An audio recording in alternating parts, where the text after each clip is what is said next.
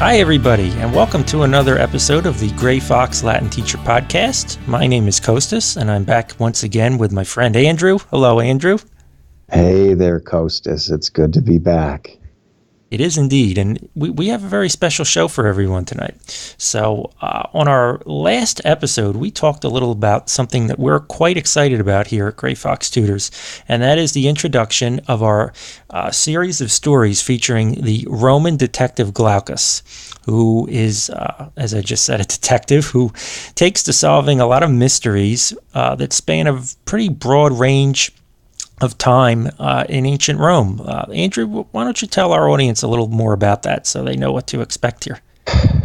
Well, Glaucus is a Roman detective, as you said, and he's also a philologist. So he has an awareness of a number of contemporary and even more ancient languages. And he uses those, that knowledge of philology, as well as his, just kind of general skills of detection to solve a variety of mysteries. Yeah, and as I said, we're really excited about this. We think this is something that could be very useful for the teachers out there in helping their students get acquainted with historically correct Roman history and just good entertainment at the same time. So what we decided to do for this episode of the podcast this week is to read you the first story in the series so you can get a little idea of what it is and what it's like. And you can also look forward to something that we're going to be doing shortly as well, where we put these together in an audio version, which will have slightly higher production values. But tonight's kind of the table read, let's just say, so you can all kind of get an idea of what it's about. So Andrew and I will sort of alternate going back and forth on the story here. And without further ado, I proudly present to you all Glaucus and the Etruscan Mystery by Andrei Bastos Gurgel. Gaius Tullius Glaucus was alone in his villa just outside the city. One of his personal mottos was fugere urbem, to flee the city, which would be made famous a few decades later by the Roman poet Horace. Running away from the city gave him the otium cum dignitate he needed to study, to be with his pet, and of course, to practice his trade. Glaucus was an antiquarian with a keen interest in ancient languages. We might even describe him as an amateur archaeologist, though the profession wouldn't be recognized until many centuries later. He was waiting that afternoon for his servus, Philippus, to return from Rome with the ingredients for a new recipe. Most Romans frowned upon a man enjoying cooking. After all, why not let the slaves or your wife do it? But Glaucus didn't care, and he was looking forward to preparing a delicious dish for the cena. Unlike most masters, Glaucus was kind to his slaves. He believed that slavery was a horrendous institution, and so paid Philippus a handsome wage, which was actually more than he was worth. At last, Philippus arrived. Ave, my good Philippus, do you have the ingredients? How's everything in Rome? Quid novi? Caere, master. Yes, I have the ingredients. I'm not sure what you can do with them, though. Roman cuisine has never agreed with me. Ours is much better. Oh, I miss my sweet Hellas. As for news from Rome, you know what I think. Everything disturbs me here. I miss the days of yore when my people had a strong civilization. When I went to the forum to read the Acta Diurna, I couldn't focus on it. I was so distracted by the ugliness of the Roman architecture. We would have done a much better job. Yes, I know. Anyway, how's the power struggle between Caesar and Crassus? Those two blowhards are always showing off, trying to see who can build more villas. Indeed, Domine. Caesar is building a luxurious domus next to the forum, as if he wanted to show them who the boss really is. Pompey is so mad. He's saying that it's against the law and is hiring Cicero to make a speech against him. Ah, Cicero. Ever since that scandal with the governor Verres, he's become the Roman lawyer most in demand. Still, I have to admit, I find his speeches rather boring. Well, he's no Demosthenes. Even when he stammered, he was better than Cicero. As I often say, the Greeks would have done, yes, yes, I know. Anything else, Philippe? No, Domine. Oh, wait. That lady Lavinia is here again. She is so impertinent. A young lady shouldn't be away from home as often as she is. She should be happy in her own gymnasium. Should I say you are busy, sir? Of course not. Send her in.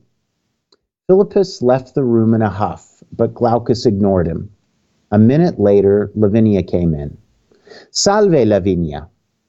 Salve, Glauce. Quid novi? What's new? Any adventures on the horizon? What's the new mystery this time? No, Lavinia, nothing at the moment. By the way, your family's been complaining that you spend too much time away on adventures. They think it's about time you settle down and get married. You're not a young puella anymore. You're almost 16. Glaucus, you are 21 and no one nags you about getting married. I'm not a patrician, but I am descended from Sabine women. They weren't forced to marry against their will. Romulus himself offered them the choice either to leave or to stay and choose a husband among the Roman citizens. I wish modern-day Romans would respect our wishes and let us marry whomever we wish.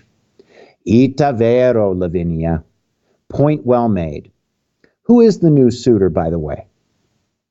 My family wants me to marry a rich garum merchant named Tiberius, but he's old, ugly, and a real moron. All he talks about is garum, and more garum. Just last night, he came to visit us with a present. Guess what he got me? Garum-scented perfume. Fishy indeed.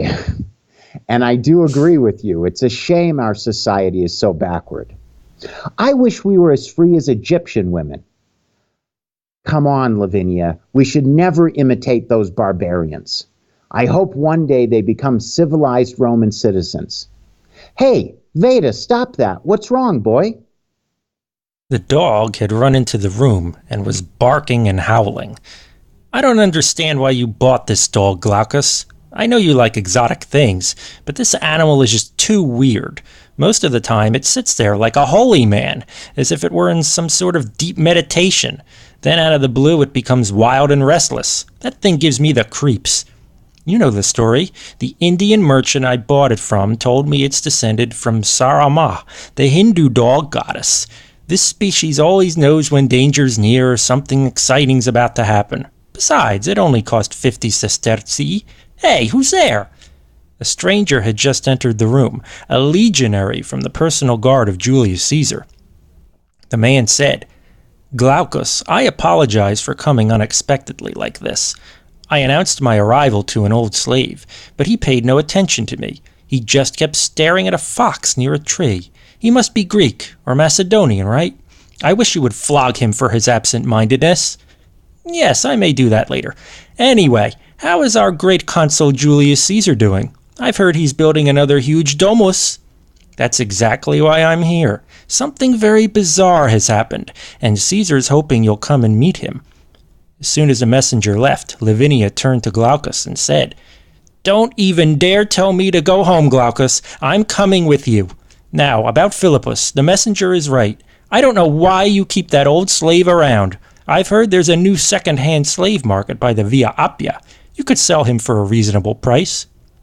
Of course I want you to accompany me. I need all the help I can get. As for Philippus, he's coming as well. I didn't buy him for his household skills, believe me. You should taste his cooking. He only costs 20 sestertii, but I know there's more to him than meets the eye. He has a keen knowledge of all the Greek dialects. He knows all of Aesop's fables backward and forward, and he has all the wisdom that comes with old age.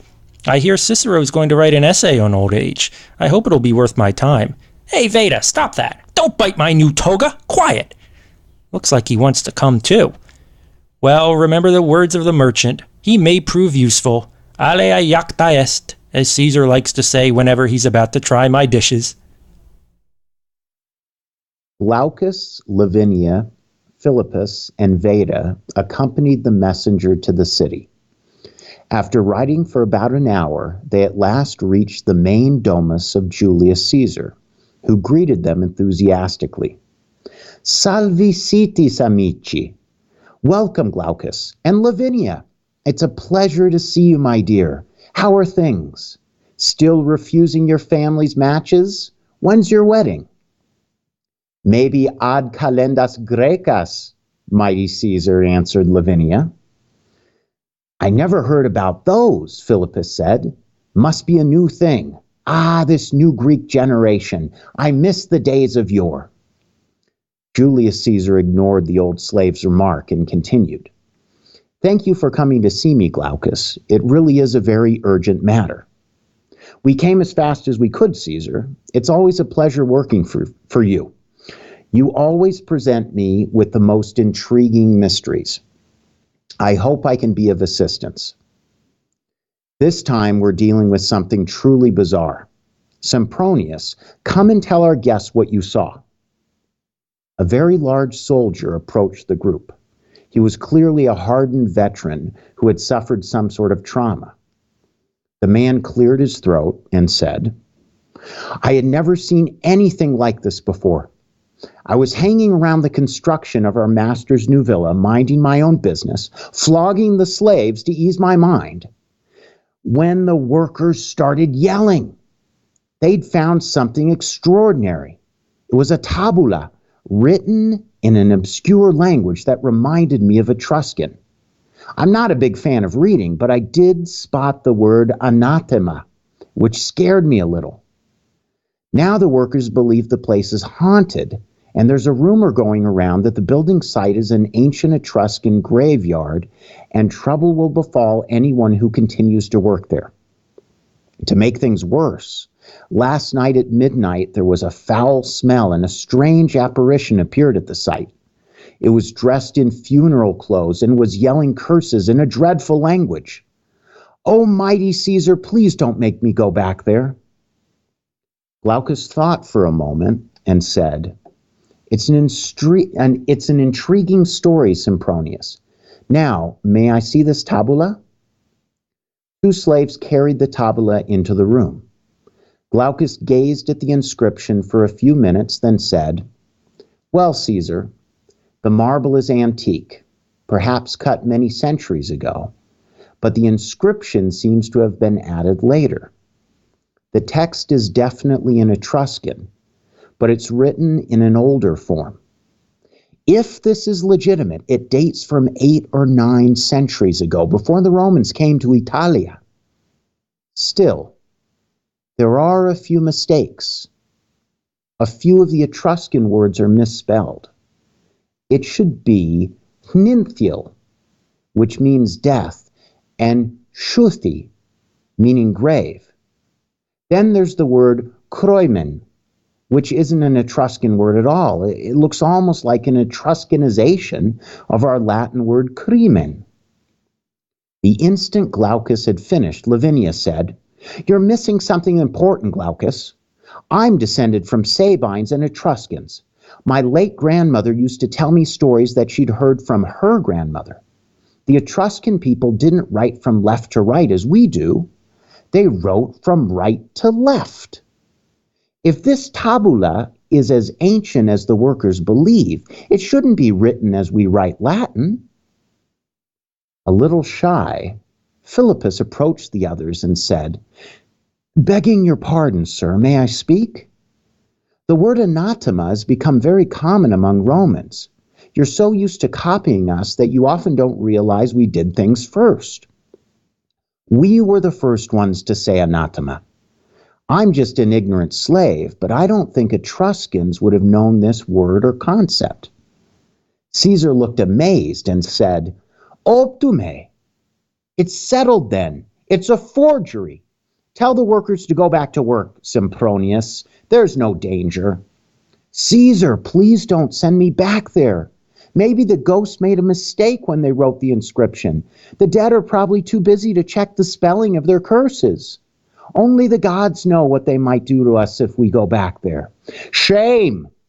Since when does a Roman soldier know the meaning of fear? When we see ghosts, O Caesar, said the coward.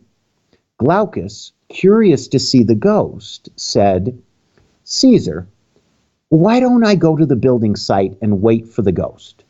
Then we can settle this once and for all. I'm sure my friends will gladly accompany me. Great idea, Glaucus, and take this coward Sempronius with you. Still, I would prefer that Lavinia didn't go. An Etruscan graveyard is no place for a puella. Don't worry about her, Caesar, said Glaucus. She even reads Catullus. This girl doesn't blush easily. Glaucus and his friends walked to the building site, arriving just as the sun was setting. They built a small fire and passed around a jug of wine, fortifying themselves for a long, sleepless night.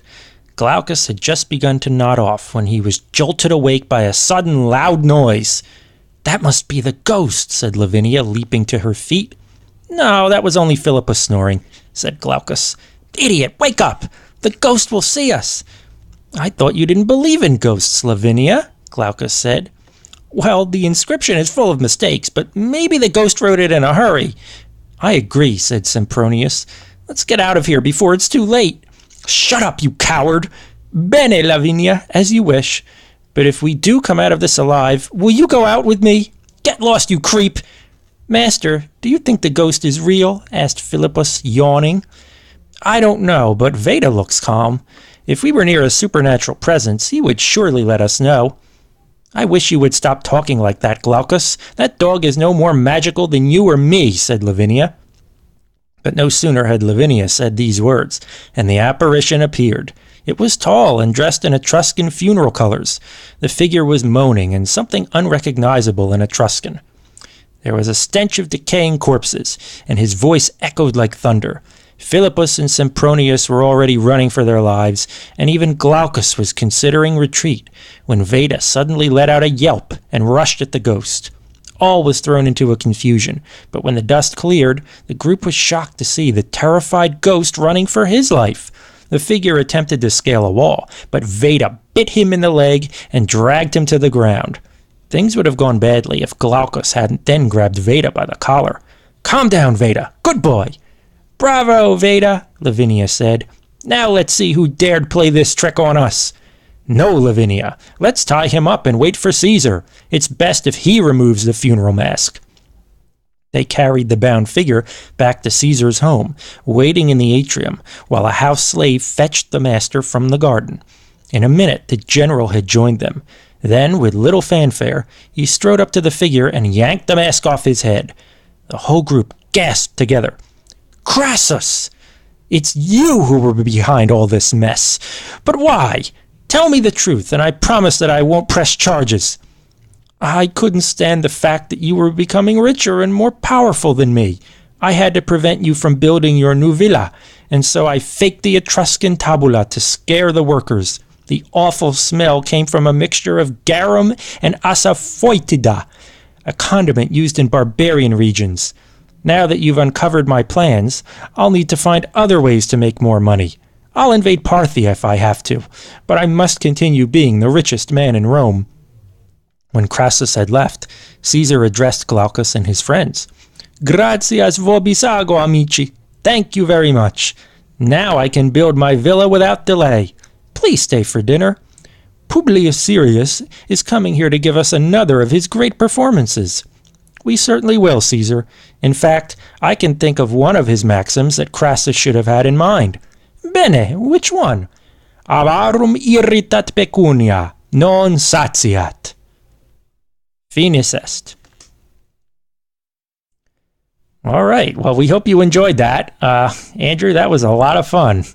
I really enjoyed it. Yeah. And these stories, as we said, this is just the first in a long line of interesting, let's say, interesting situations that Glaucus will find himself in over the course of this series. Right. This is only the first story, and we only have the first one out. But actually, we're currently working on writing the fourth story.